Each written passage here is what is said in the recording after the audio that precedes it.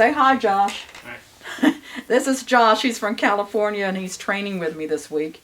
And I've got 2 ISSA certifications coming in, and Josh is going to help me evaluate them. Right, Josh? Oh, yeah. And afterwards, he might not know it, but I'm going to give him the same type of shears and let him sharpen it after a day or day and a half training, and let's see how he compares. So we'll look at that. I have one from Canada and one from the United States, and all we're going to go by is the numbers, so Josh isn't going to know what they're going to be. So let's get in here and take a look at it.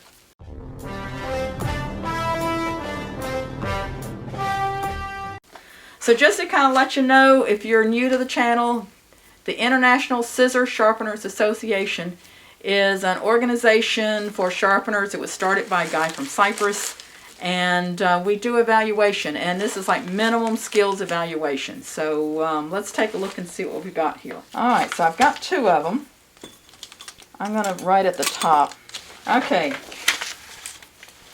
Canada, USA. Last time we had Canada and USA, Canada beat. So let's see if USA can do better. So I'm going to pull these out, Josh. And this is the USA. And they should have numbers on them, which they do. Move this over. So this one is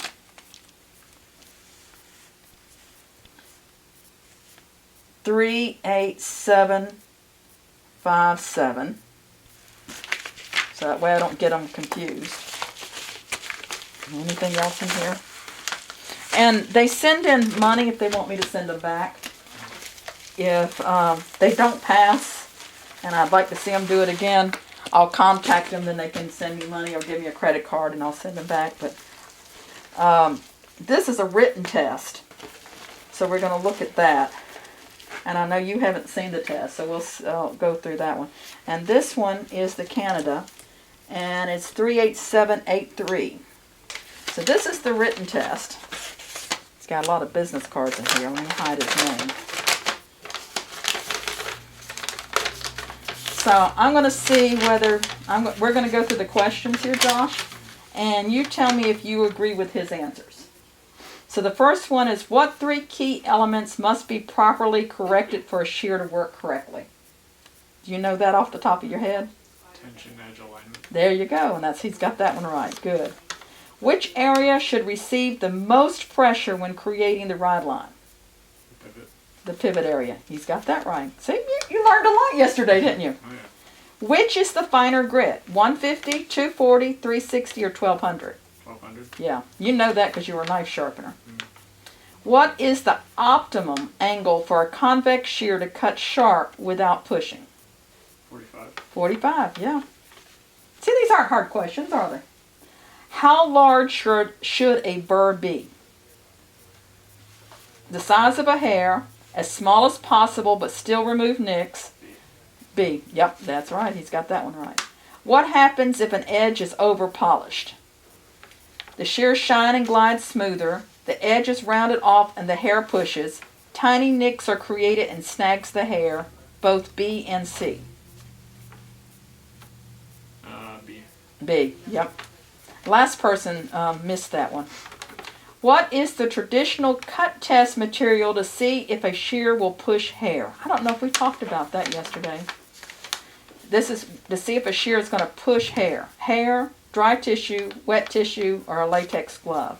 It's hair. Hair, you're right. What can be done if the tips do not meet? Trim the bumper, bend the handles, shorten the tip, all of the above. All the above. Right. See, one more question. If the tip pulls tissue, what problem would be the easiest to fix? And we had that yesterday. Bad alignment, burr never established, no ride line, or burr not removed. The easiest to fix. D. D. Yeah, you might have left a little burr behind. That'd be the easiest to fix. Any of those might be a problem that needs to be corrected, but that's the easiest to fix. All right, he got them all right. Let's see, it looks like we got a little note from him. Sometimes I read these afterwards. Okay, I'm going to cover up his name. I'm super excited to have you critiquing my work. I've just recently ventured into scissor sharpening. I've invested a lot of money on the required equipment. Getting the ISSA certification is important to me, and I'll also be seeking more hands-on training once COVID calms down. If my certification goes well, I fully plan on linking to your YouTube video. I'm hoping once potential customers see how my work was critiqued, they might be more confident to let me do their work. I fully accept it's going, so you're going to be famous, Josh, you're doing this thing. I fully accept it's going to take a while before I'm trusted in the marketplace. Might be surprised on that. I'm amazed how a new sharpener can go into a place and they'll hand them a $700, $1,000 shear to sharpen. Never saw them before. So, but anyway, this is the reason I started sharpening scissors. No one local is happy with their scissor sharpening. I plan on changing that. I've done all sorts of other sharpening and continually got requests for scissors. I'm happy to step up to the plate. That's sort of like you doing other sharpening. I had some issues with the serrated scissors. Let's see. One of the big things I'm seeing, he's got to get habit of saying shears instead of scissors. Because when you go to the salons, if you call them scissors, now if you're in England it's different, but if you call them scissors, they think you're not trained correctly. You don't know what they are. But anyway, I could not get them to cut to my satisfaction, so I made the call to remove the serrations. And that's what we talked about earlier. I think I rounded the serrations off during deburring. Rookie mistake. Once that happened, it went all downhill. They're a little on the tight side, which is okay because the handles are plastic. But that was the only way I could get them to perform. I bet they passed anyway. I'm looking forward to your evaluation on these. I tipped them as well. Tipped them. I guess he shortened them, it means. The semi-convex, now full convex, I feel went very well, and I'm working on consistency on the ride lines. They are functional, but I want them to look better, learning to walk before running. And he says, please return the scissors, call for payment. So we will be sending them back. So we got, first thing I do on these evaluations, Josh, is I just do a cut test without doing any kind of monkeying with a screw. And so let's go with the USA first. I like the way he's wrapped them up here because they do loosen up in shipping. And we'll do dry and then wet. So I'm just going to open it up as is, lay this in here, pull my thumb out.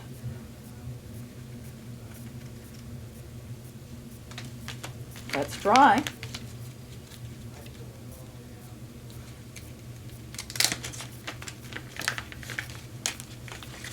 Get this out of the way. Yeah, I'm glad I started putting these tags on them. It helps me when I'm doing more than one at a time. I don't get confused. Alright, let's see if this cut's dry.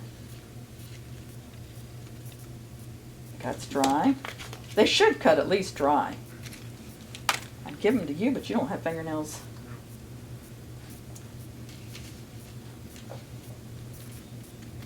Cut's dry. And I like the way he's put this on here. I'm not sure what kind of tubing that is. I've used like the tubing they use on like fish tanks or like, you know, oxygen tanks. But that's I like that one better. It's a softer. It's like, it looks like for a pencil or something. You like slip it on a pencil. I think it's too small for that. We'll have to find out what he's using because I like that. And it looks like he's cutting it himself because it's different lengths. I've got a box of the tubing up there that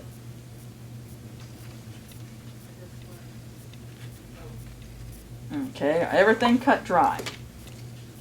USA, USA.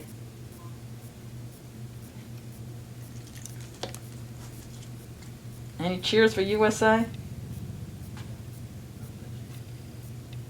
Oh, USA, no.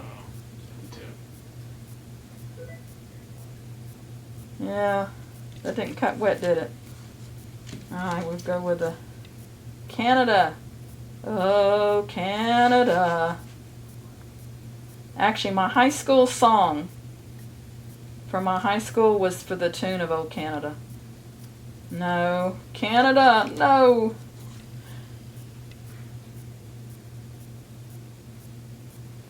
Oh, I think USA won this one. Oh yeah. USA won.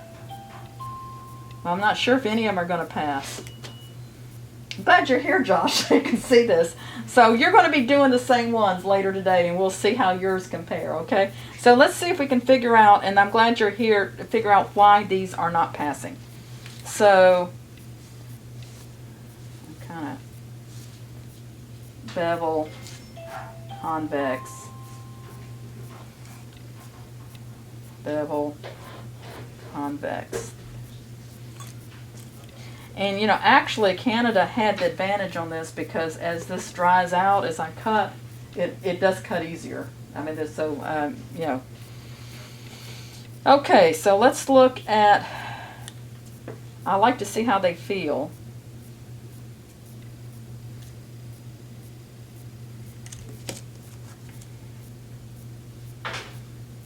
Feels good.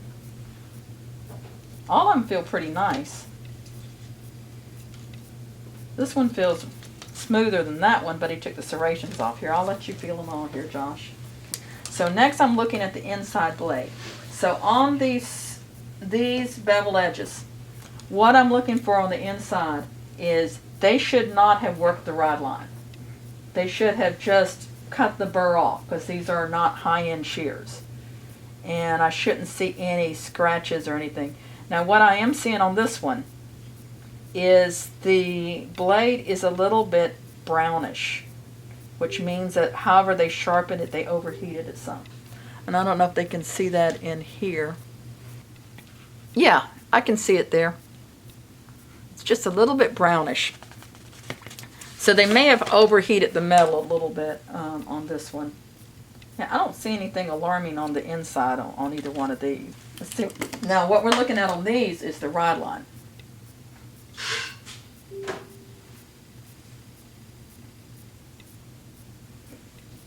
And I may want to go ahead and check the adjustment too on all of these. These are, you know, are have to be tight because the handles are plastic. So if they're not tight, they're not going to cut well. This one, those are a little bit on the tight side, but they're still. That's where I would adjust it. Where this one is. See where it moves a little bit, but doesn't fall down.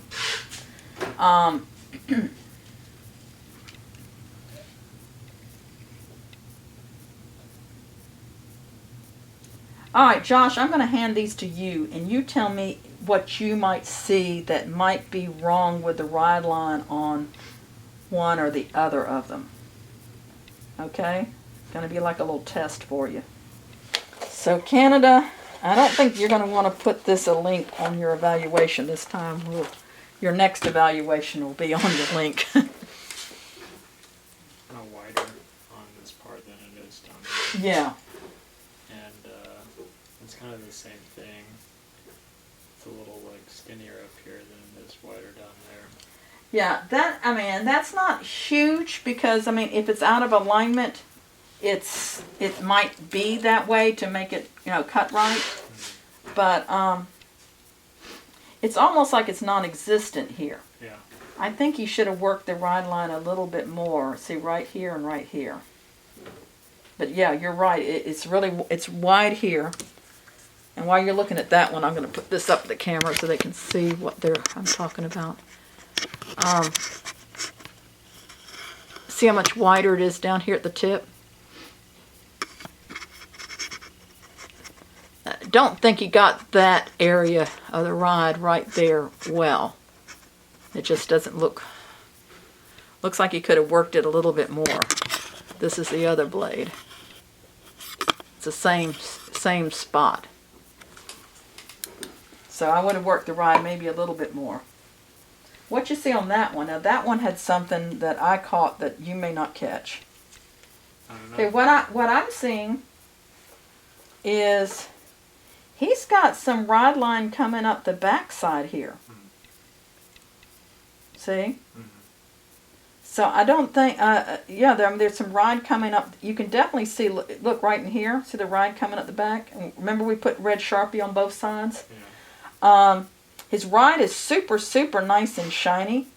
So he's probably using some kind of a higher grit. Yeah, now if you don't get a ride there, that's not critical, because sometimes in the factory they ramp that area down.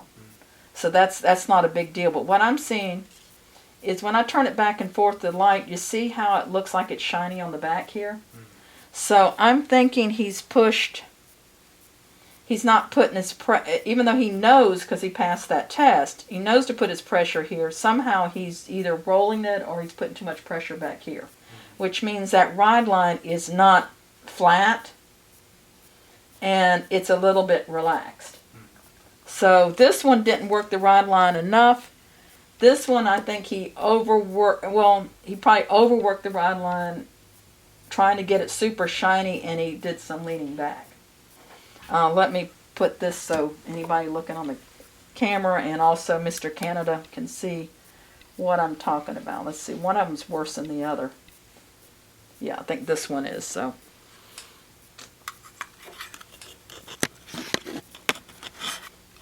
Yeah, you can see on my camera up there, Josh, can't you?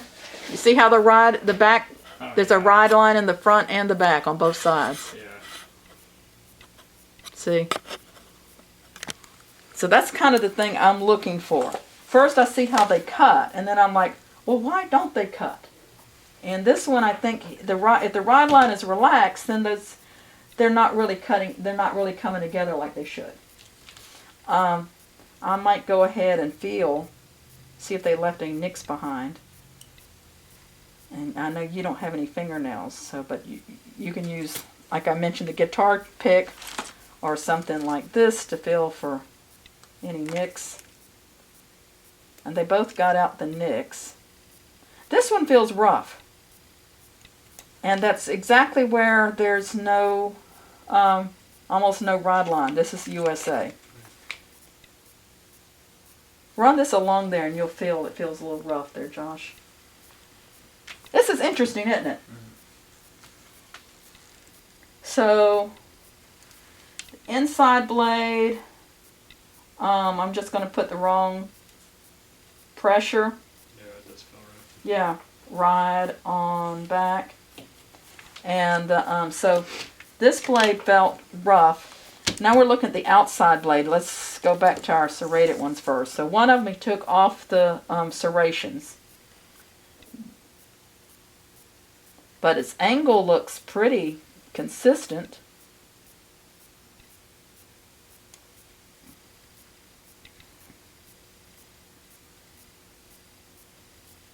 What I'm feeling for, a lot of times people will leave a burr on the outside, and that's what's catching.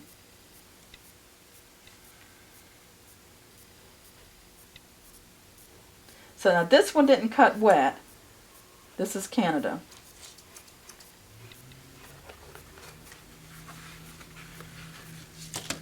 I'm going to try something. So this one did not cut wet. See, it's just raggedy. If we tightened it just a hair, let me find a screwdriver. Because this, I'm not seeing anything crazy on this one that it shouldn't be cutting. So I turned it, like if this is a clock, I turned it like 5 minutes. Just a little bit. It's still, you know, tight like it was before, but I just made it just a tad tighter.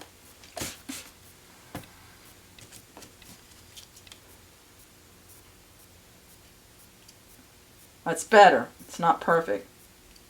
But I think it's a little bit better making it a little tighter. I think, you know, he said in his letter he thought he rounded off the edge, and he may have. If you feel it just doesn't feel that sharp. You've been dealing with knives, so you know how do you test if you see if a knife is sharp? You kind of do your thumb like that? Usually I run it down. Ooh. You don't cut yourself? You must be good at knives then. Yeah. See if it like bites a little bit or something. Yeah, we had one time at our Sharpeners Jam, we had Hamp Stanley, who is an excellent sharpener, especially with knives and using Sharpened stones. He used to be the one that imported Sharpened stones. And he did a class for us, and he felt like you did. And I got up, you know, and I said, you know, I'm not above correcting people. I'm saying he knows what he's doing. Don't you try it that way. So next day I'm training somebody, and guy says, I need a Band-Aid. And I said, why? I said, you did what Hap told you to do. And he said, yeah. So, but if you're used to doing knives, you can feel that way. It's really, really lightly, not even putting any pressure. Yeah, you got, so if you ever feel that way, you need to know what you're doing and be really, really careful. So I do it this way. It felt like this blade feels sharper than that blade. Did you notice that, or did you notice the difference? I didn't feel the other blade. Feel this blade, this one that has the name on it. To me, it just doesn't feel sharp, and I'm thinking that's why it's not cutting. Might have rounded it off. I think just give it another sharpening and you should be able to fix it. Yeah, this does feel a little... Yeah. I think it's just not it's not a crisp edge. You might have the right angle, but it's just not a crisp edge. There's a little bit of rounding off. And he said that in his thing, that he thought he rounded it off. So, this one, they left the serration on this side, which is fine, because that's kind of expected. This side,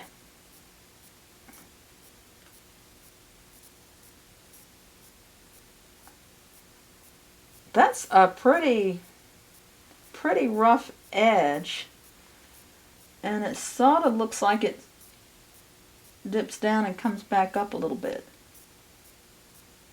That's a pretty, I think I would have done something a little finer grit on that one.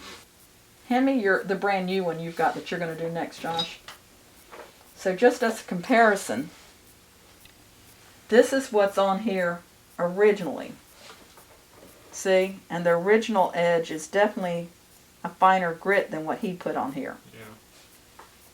Yeah. In my opinion, you want to use whatever it came with or finer. You don't want to go coarser unless you've got some reason. And I think I'm going to show both of these so people can see what I'm talking about. Alright, so this is the brand new shear edge. You see the grind marks in it? And then this is the one USA did.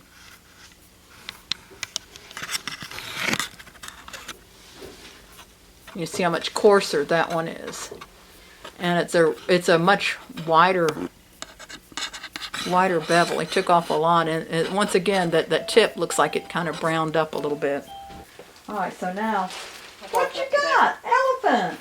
Come show it on the video. The elephant? Yeah. Should I take him out of the bag? Yeah, take it out of the bag. Mystie's got a giant elephant, and we're giving it to her sister, who is just waiting to get her final license as a licensed therapist, and she talks about the elephant in the room. So we might need to leave the elephant in the room in here. What is the elephant in there? She's actually writing a book about the I think it's the elephant and the unicorn. Yeah, I like that. She'll love it. Yeah. We have fun here, don't we, Josh? Oh, yeah. Hey, tell me about, you enjoying the training? Yeah, this is great. Totally stoked to be here. It was a great decision. And a long drive, though, huh? Yeah, but it was still worth it. Even the drive is like kind of an adventure, so. Yeah. Josh is from California, so. California boy. And you see, we are social distancing, kind of, sort of. No, Yeah, we're being safe.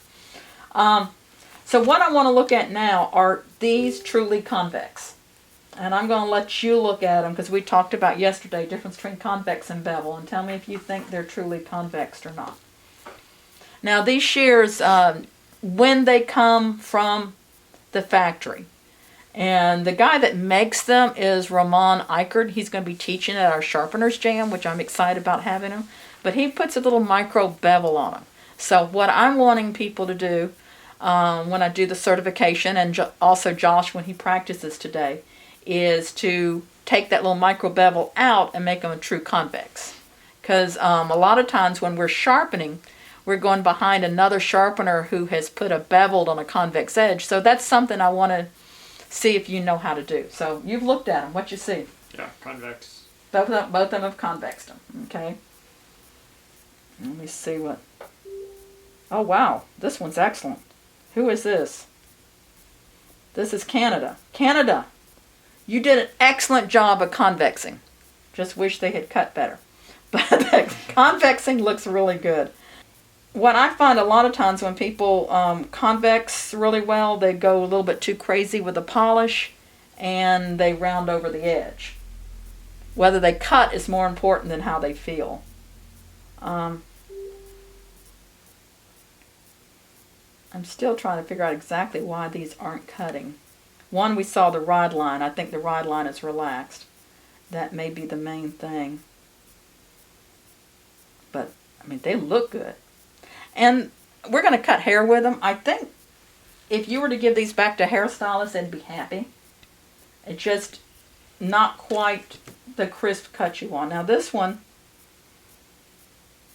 USA did not get as nice a polish as Canada, but it definitely is convex. But when you run your finger down here, it's just rough, isn't it? It's just yeah, I mean the edge is rough, so you should have taken off more rod line and a little bit more metal here at the edge. It's just feel that. I know how you feel with your finger that way. Just feel how rough that is. See, as compared to this one, which feels smoother. So, in conclusion, neither one of them passed. And I'm going to damage Josh's for him to do. Let me show you how I damage it, Josh, since we're right here. Give me your other shear over there, because I'm going to let you do these. So you've got the advantage of seeing exactly what I'm looking for. So I kind of take my nail buffer, and I just sort of dull up the edge a little bit. So that's what that roughness you felt on that other one. And then I might ding it with something, put some nicks in. It doesn't take much to put a nick in there. And can you hear the difference in the sound? And I'm doing like that much of a tap. It just goes to show you can sharpen a pair of shears and then give them back to the stylist and they can drop them or hit, cut some dirty hair and they're immediately nicked up. So those are going to be for you to do. This one, I try not to do much to the serrated side because if you can avoid doing that, and this one you're going to sharpen without taking it apart because you're not having to work the rod line. And I'm just going to put a few nicks in there.